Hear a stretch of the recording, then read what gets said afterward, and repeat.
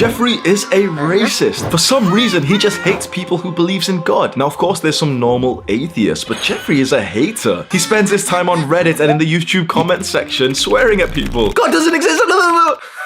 Come on, Jeffrey. People are entitled to their own beliefs. Adonis. When you think of Adonis, what kind of man do you think he would be? Would he be a Reddit atheist? Or would he be a godly man?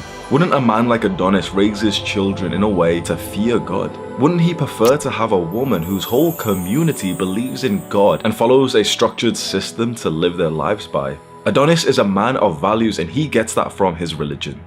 I hated being brown-skinned. I hated identifying as a Muslim. I was born in Pakistan and we moved to the UK when I was just a few years old, and my parents raised me to be a Muslim. And by the time I got a few years old and 9/11 had happened, all I saw on the TV was issues with brown people. As a young child, it became confirmed in my mind that being brown was a bad thing. Being Muslim meant that I was a terrorist. It was a source of ridicule and bullying in school, till eventually I started adopting more of this like white British culture, but I never really fit in with the people here. I made jokes about my own race and my own religion, and I was like the self-deprecating little Pakistani guy who was like making racist jokes about brown people and everything, and like calling myself a terrorist just to try and make the white boys laugh. When I look back now, like, it's cringe, and it's kind of annoying when I think of that little shit version of me. But I also just see like this young boy who was so pressured by the society and the media around him that convinced him that being brown was a bad thing, that being religious was a bad thing, that being Muslim meant that you're a terrorist. And that's all I saw every single day on the TV, every single day hearing the news and everything, that, okay, brown people are bad and Muslims are terrorists. And so of course I didn't want to identify with that. When there would be like some kind of terrorist attack, I would literally personally feel shame, and I would really want to deviate away from those people and act extra white next to my friends. I abandoned my race, my religion, my faith, my God, and I indulged in the pleasures of the West, the degeneracy that's available here. There's those temptations, whether you're a religious man or not, there's those temptations that you will have, those desires, promiscuity, of fucking these girls here, of watching porn, taking drugs, of partying and drinking alcohol, enjoying yourself. I did all of that, and you can literally see my journey through these hundreds of videos that I've made. You can see that this is real, that I indulged in that lifestyle. We have hundreds of videos of me in parties, hooking up with girls. I enjoyed that lifestyle, all that the godless West has to offer. And here I am today in front of you saying, it wasn't that great. Why is it that you see men like Andrew Tate, who again has experienced like all that the West has to offer, all these hedonistic pleasures, convert into Islam? Because once you've fulfilled all of these primal desires of yours, you're left with this spiritual numbness, this emptiness, but then also this paranoia, this fear of what may arise when you are a godless man. Now, if you're watching this and you're thinking this is weird and wait, why is Hamza preaching religion to us? I don't want you to feel like you're not welcome to much. I'm not religious, not yet. I've been atheist for literally most of my life. And only just in the last few months have I realized like something has got to change. Now, Tate has recently just come out and said that he's Muslim, and he's a man that I respect. I hope that this video doesn't seem like I'm just imitating him or copying him, because this is a major life decision that we're talking about. But he's a man that I respect, and when he's gave the arguments for and against believing in God, for and against being religious, it makes total sense to me. There was something that I realized a while ago. I've been reading the book Sapiens. It's like a very famous book, you might have heard of it. It's kind of like the history of how our species as, like humans, as like sapiens, have developed. And it goes on to say that one of our most important developments was how advanced our brain got to the point that we could start to think of things that aren't exactly right in front of us. We can imagine. Just think about that. We can literally imagine things. We can fantasize about things. We can think of something that is not in front of us right now and share that story to our fellow man. And that's what causes us to unite. Because before we had this advanced brain, we were Neanderthals, just bashing each other with rocks. And as soon as our consciousness got to that level where we could believe in something bigger than us, we joined together to say, there's such a thing called God, and maybe if we follow what he says and be good people, we'll prosper. And if we delay gratification, we'll get into heaven. Now, if you've watched a bunch of my videos, what is the most important concept of self-improvement that I ever talk about? Instant gratification versus delayed gratification. The ultimate delayed gratification is the promise of heaven. Be good in this life for a better afterlife. I teach you nothing original whatsoever. Everything that I say comes from religion. Be a good person, be kind, be generous, meditate, be grateful, be a strong person, have a family, reject degeneracy and hedonism. But I realized a while ago when I was reading this book, Sapiens, that, we have this advanced brain that we can believe in things. It made me realize that as a human being, because of the capability of our advanced brain, we are always going to worship something. I'm gonna say this again. You are always worshipping something. If you're an atheist, which I am, so I'm not being hateful or anything, but I am too. But if you're an atheist and you don't believe in God, you're still worshipping something. You still have some kind of God, okay? It's not a religious God. It's not the God from the Bible. It's not Allah. But you still worship something. You know, I carry this concept. I hope this makes sense. I carry this concept in my mind, okay? You're always worshipping something. Religious people worship a God and a holy book. Atheists, what do they worship? What do atheists scream and go crazy about? What do people in like this godless country, I'm in the UK, what do people worship here?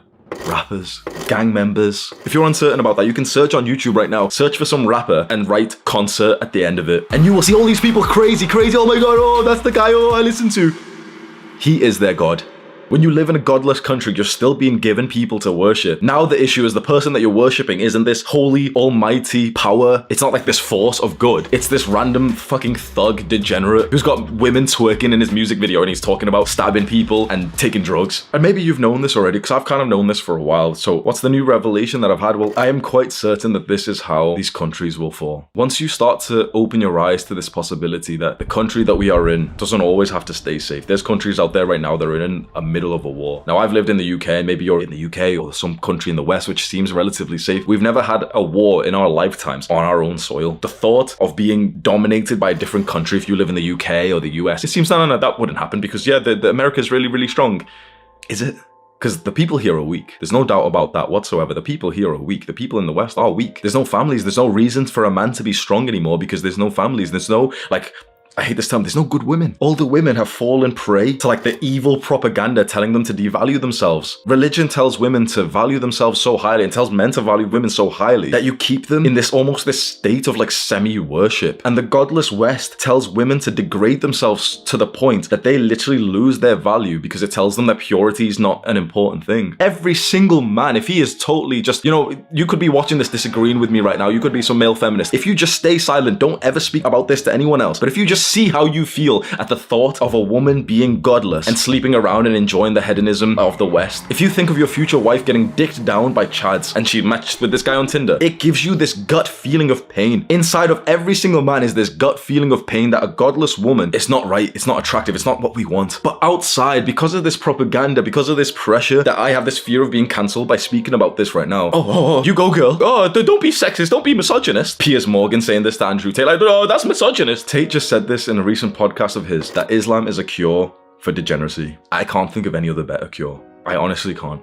I was so certain for all of my life that I would, you know, it was never something that important to me, but it was like kind of certain, yeah, I'd be an atheist for the rest of my life. Like, I don't believe in God, right? Maybe you've seen over the last like 1 year or so that I've really started to consider this more and more, to the point now that I'm literally reading the Quran. My mom used to make me read that when I was a child, and, you know, I never really wanted to. I always like struggled or whatever. And now I've actively started reading it by my own accord. And I called my mom 2 days ago and told her, and I just saw like the biggest smile on her face when I told her that I started reading, you know, our holy book. And she just got like so happy. She told me it was the right thing. She told me that this, you know, this was the way forward. Right here, right now, you either fully believe me, you agree with me, and you're like, yeah, this is amazing. Hamza might turn Muslim, you know, he'll be one of our brothers. That's amazing. And that's awesome. But maybe you're watching this right now and you're just feeling weird and thinking, okay, this guy is preaching to us. Like, I don't care about religion. Religion's not important. Trust me when I say I felt exactly the same way for all of my life. Maybe you're not there just yet, but there will be a point as you keep advancing in your self-improvement, especially when you start looking into like the wider scale of things. You start really investigating why countries rise and fall. You start investigating the kind of country that you want to raise your children, and then you start to realize that countries that eventually give up their culture, their values, and their religion end up getting fucking decimated by another country that's kept their hardcore values. There are no nuclear families here. There's no reason for a man to be strong in this country. And so we see that every man here is weak. I'm talking about the UK, but you know what's interesting? Where are the strong British men?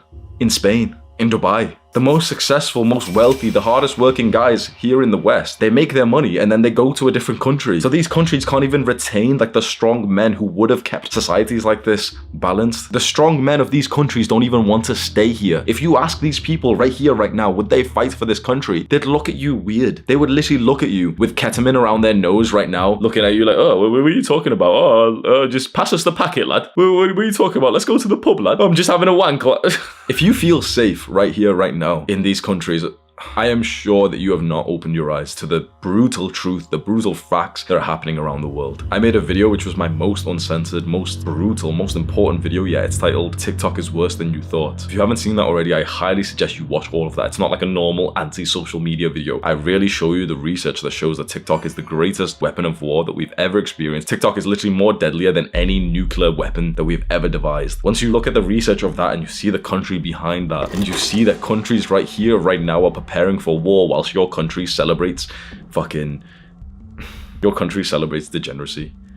It celebrates removing men from the household. It literally actively forces fathers out of the household, which means that children, maybe like yourself, are raised by single mothers, becoming weak, lacking values. And you do realize that there's such a thing called drafts. You do realize that there is a possibility that you may be forced to fight for your country, and you probably don't even see it as your country. The first thing people in this country do when they make money is they leave.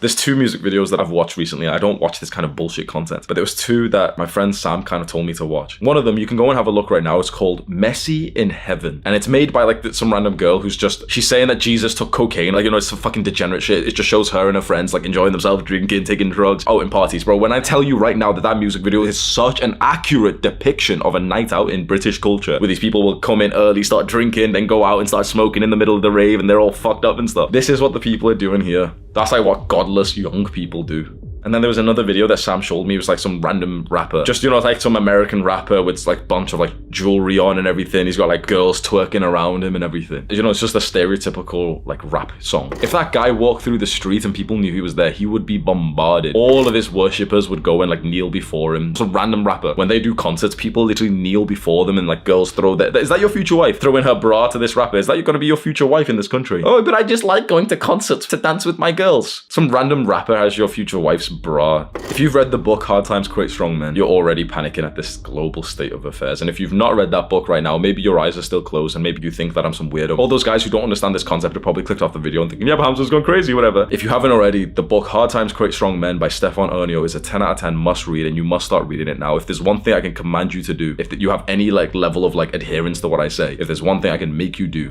go find the book Hard Times Create Strong Men and start reading it right now. As you start reading it, you will panic. You will literally start to fear for the physical safety of your family. You will start to think, okay, fuck, I need to make more money and get my family out of this country fast. It's been written in books of the exact pattern that we're going through. A guy who wrote this book, who mysteriously died after writing it, predicted exactly what's happening. And he mentioned a term which I've spoke about in a previous video called subversion. Subversion is when you destroy a country's cultures and values so that it becomes weak from the inside. And you do this before you even go to war with them. So eventually when you're going to war, you're gonna go fight some guy who's on day 0 of NoFap. You're gonna go fight some guy who doesn't even have a family to fight for. I've said this so many times, bro. Imagine these countries going to war with a country who still values family and religion. Imagine an atheist. Boy, 300 nanograms of test. I can't even say, take that bit out because YouTube will fucking cancel me if I use a word like oh, I got cancelled on Skillshare for talking about the death of masculinity in these countries. When you destroy masculinity in the young men of your... Why? It doesn't make fucking sense when you think about it. Why are these countries destroying their own men's masculinity? Because they live in a state of fucking comfort and they think that now this is troubling, this is toxic. You see our videos of helping young men rise up and cure their addictions to porn and social media and to junk food. We are seen as toxic by our own countries. We are trying to become strong so that we may protect our own countries, and they literally see us as toxic and they want to silence us. Every video that I record these days, bro, I don't even know which one's gonna get me totally silenced. 2 years of hard work, employees who rely on the income that we make, and I don't even know which random video I make is just totally gonna remove everything.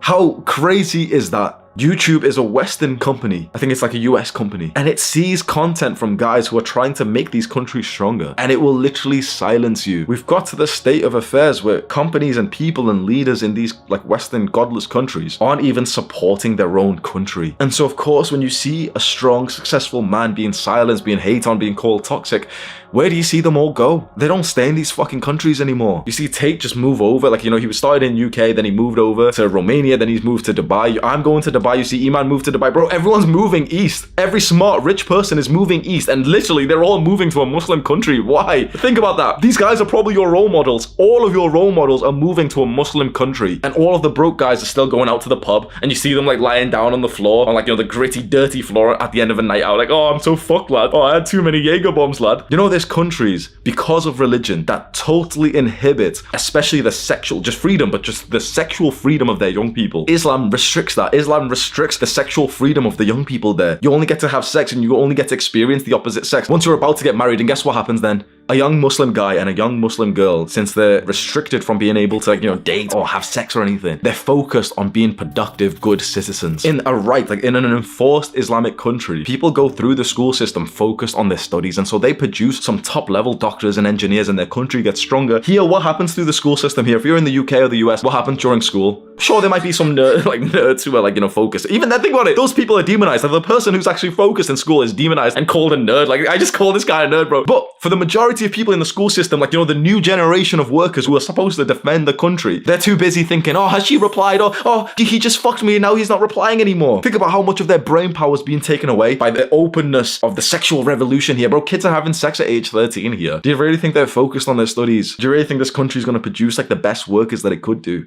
I've had the chance to invest money. This company's making a good amount of money, and I try and reinvest as much of it as possible back into the business. But it's got to the point now where our income's pretty high, and it's time for me to try and invest into other companies or the crypto, stocks and stuff. And the conventional advice that I've always heard is, invest in the S&P 500. And it would probably be a good investment. Guess why I've not invested in those index funds? Guess why I've not invested in those American companies? You can call me crazy, but I don't think they will stand in another 20 years from now. I don't think that the top US companies will either exist or will still be registered as US companies 20 years from now. All these people who are still trying to invest into the West as it fucking degrades. It makes no sense to me. It makes absolutely no sense. You can see the degradation of all elements of a godless Western society. Inflation, mental health, suicide, gang war. Someone's getting stabbed every single day in London, like Tate says this, and I thought it was over dramatic. I kind of knew the brutal facts of how unsafe it is here. But when you if you really want to fucking give yourself anxiety and see how fucked this country is, just go onto Google and just search London stabbing. He was totally right. If you do this, you'll ruin your fucking day. I don't know if I sound crazy and everyone's gonna think, oh, Hamza's lost it now. But once you start looking into this and you look into this concept of these countries are falling because of the degradation of strong masculine virtues, and they're becoming more feminine, more emotional, they're becoming more politically correct,